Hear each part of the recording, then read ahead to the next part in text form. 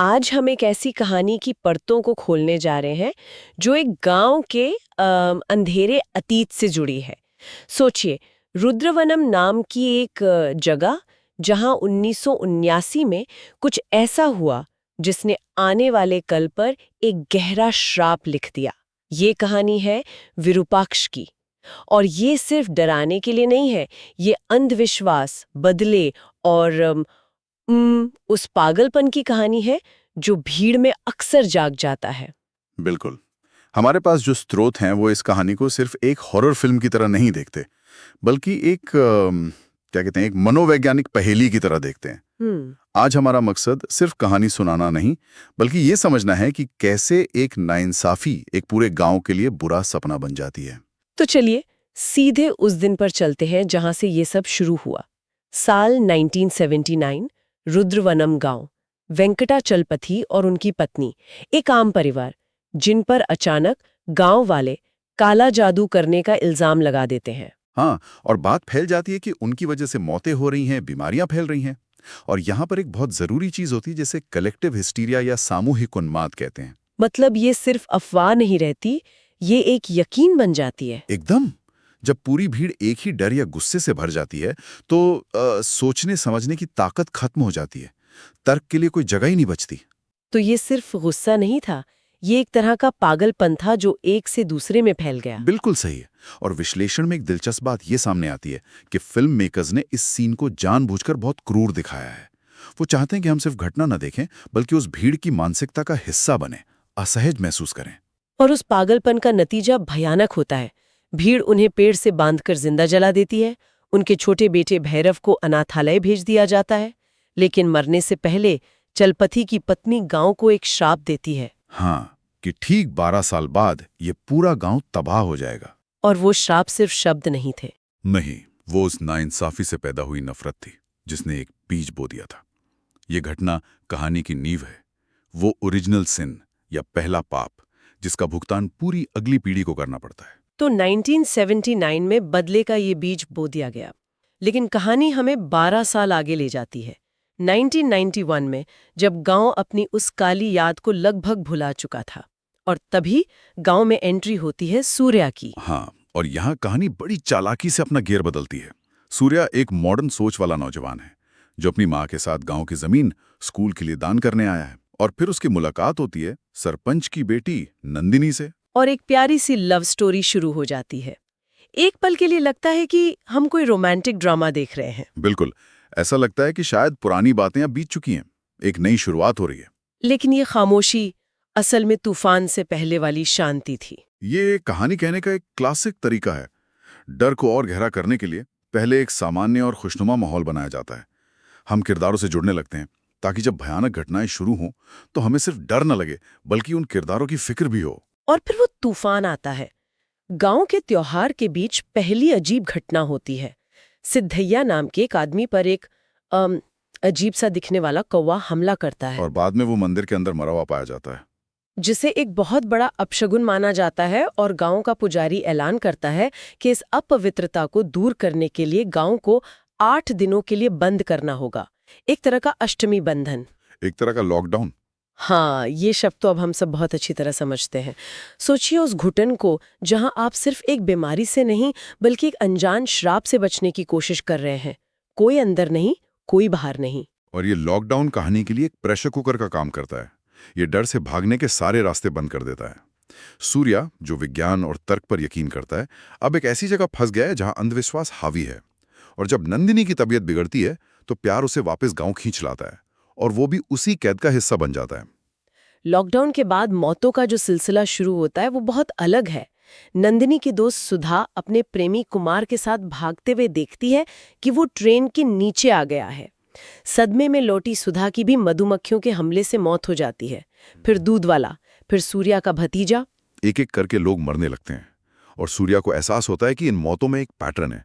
ये कोई आम मौतें नहीं है, ये एक चेन कर्स है। एक चेन कर्स मतलब श्राप की एक श्रृंखला। हाँ, जो भी किसी की मौत को अपनी आंखों से देखता है, अगला शिकार वही बनता है। ओह, ये तो बहुत ही डरावना कॉन्सेप्ट है। मतलब डर किसी भूत या आत्मा से नहीं, बल्कि इस बात से कि अगला कौन है या आपको पता है लेकिन आप कुछ कर नहीं सकते। बिल्कुल। और यहीं पर कहानी का जॉनरा बदल जाता है।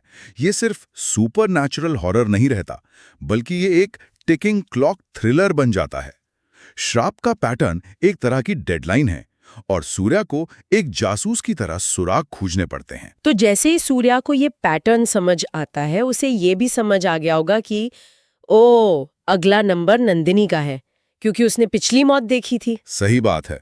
अब ये सिर्फ गांव को बचाने की लड़ाई नहीं रही। ये पर्सनल हो गई। हाँ, अब दांव पर उसका प्यार है और इस चेन को तोड़ने के लिए उसे उस पहली कड़ी तक पहुंचना होगा, यानी 1979 के उस काले दिन की सच्चाई तक।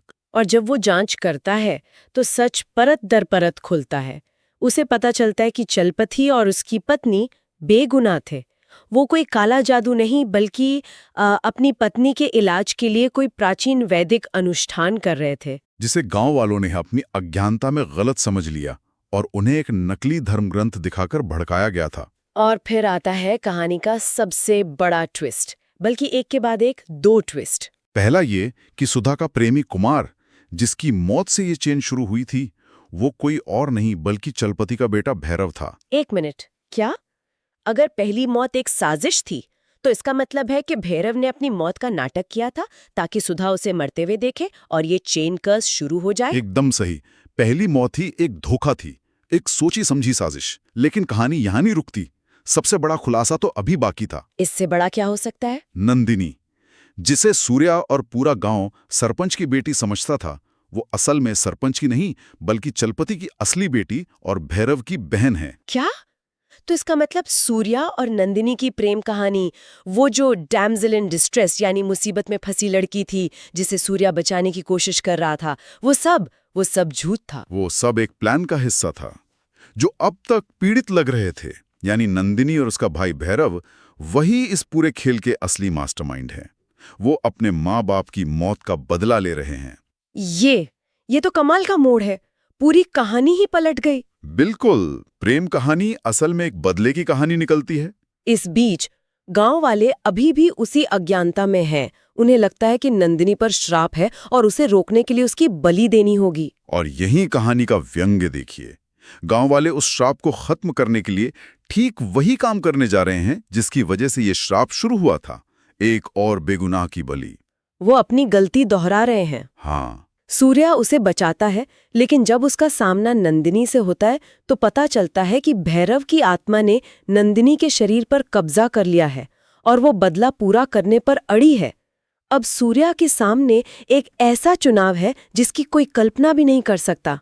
उसे पता चलता है कि इस श्राप को तोड़ने का सिर्फ एक ही रास्ता है। उसे नंदिनी को मारना होगा। और उसकी मौत के साथ ही श्राप टूट जाता है। लेकिन क्या ये वाकई एक सही अंत है? कई लोग इसे देखकर कह सकते हैं कि ये कहानी एक पुराने और समस्याग्रस्त विचार को ही तो दोहरा रही है, जहां आखिर में औरत को ही मरना पड़ता है ताकि समाज बच सके। स्रोतों में इस पर कोई बहस है? ये एक बहुत ही जरूरी सवाल है और स्रोतों में इस पर काफी चर्चा है। एक नजरिए से देखें तो ये वाकई एक समस्याग्रस्त अंत लग सकता है, लेकिन एक और गहरा विश्लेषण ये कहता है कि ये औरत की बलि के बारे में नहीं है, ये हिंसा के चक्कर को तोड़ने के बारे में है। गांव वालों ने 12 साल पहले जो हिंसा शुरू की थी, वो एक चक्र बन गई थी। उस चक्र को तोड़ने के लिए एक बलिदान जरूरी था। सूर्या का एक कदम गांव के पापों का प्रायश्चित है। ये एक ट्रैजिक अंत है जो दिखाता है कि नफरत की आग बुझाने के लिए कभी-कभी बहुत बड़ी कीमत चुकानी पड़ती है। नंदिनी के अंतिम संस्कार के बाद सूर्या गांव वालों से अंधविश्वास छोड़ने की अपील करता है और एक बहुत ही शक्तिशाली सुझाव देता है कि चलपथी के उस मनहूस समझे जाने वाले घर को एक स्कूल में बदल दिया जाए, अज्ञान पर ज्ञान की जीत का प्रतीक। ये एक उम्मीद भरा पल है। जिस जगह से नफरत और डर पैदा हुआ, वहीं अब शिक्षा और नई सोच की शुरुआत होगी। लेकिन कहानी यहां भी खत्म नहीं होती।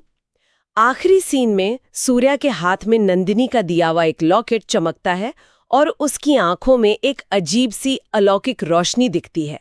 इसका क्या मतलब निकाला जाए? ये एक क्लासिक ओपन एंडिंग है जो कहानी को आपके जहन में जिंदा रखती है। इसका एक मतलब हो सकता है कि भैरव की आत्मा या वो श्राप अब सूर्या के अंदर आ गया है।